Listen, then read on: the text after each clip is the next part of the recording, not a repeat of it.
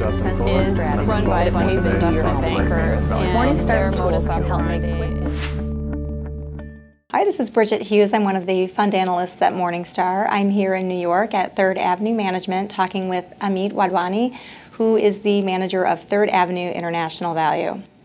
Amit, you always have such an eclectic portfolio. I wanted to talk about one of the names that's in your portfolio that isn't in anybody else's, and that's Viterra. Can you give us a quick walkthrough of how you came to that idea and what you like about it?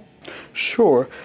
What Viterra's business, and that's a really interesting part about Viterra, is an integral part of how grain gets from farmers all the way to the end customers. Typically, a Canadian farmer grows the grain, it's stored at Viterra. Viterra will ship it on, transport it on to its terminals or the ports, and from there it will be taken to the ultimate end user. Viterra started out as a Canadian company. We initially bought Viterra after it was hit very badly by droughts. The company had to issue equity. The company was very cheap. It had great assets, a great balance sheet, and it was cheap. Now, those are three very important components for us. Now, here is a company that's an integral part of the infrastructure that gets grain from a farmer to the end customer. Viterra has, since the days we bought it, initially about 2006, has expanded to buy an operation in Australia. What the Australian operation does, it also not only does it give it access to a different market, in Australia, Viterra is effectively a monopoly in the area where it operates. There, too, it gets grain from the farmer all the way to the end customer.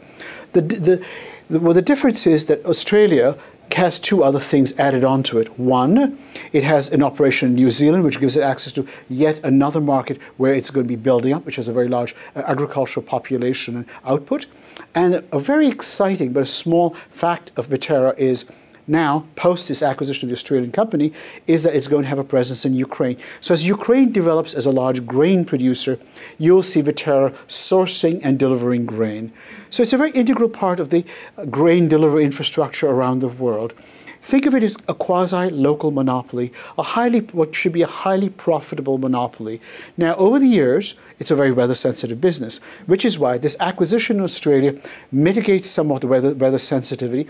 And then, of course, diversifying your sources of geography further with the Ukraine, of course, as Ukraine develops, you're going to have a source of growth as well.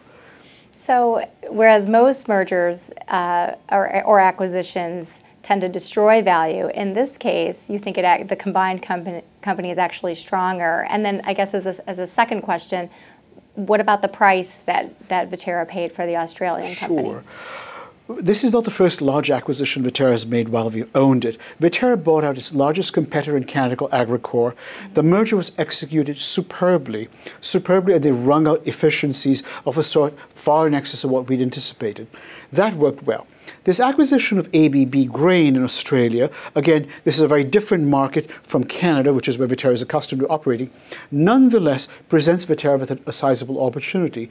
ABB Grain, while a fine company, was, I'd say, somewhat less aggressively managed than, say, Viterra was. So this presents Viterra with an opportunity, for example, improve the sourcing, improve the working capital turns, improve the cost structure of the business all the way through. Also, given the opportunity ABB Grain presents as a staging post within Australia to grow the business, on an as-is basis, ABB was a reasonably priced acquisition. On a going forward basis, I think ABB might, if Viterra successfully executes on its promise, be a relatively cheap acquisition.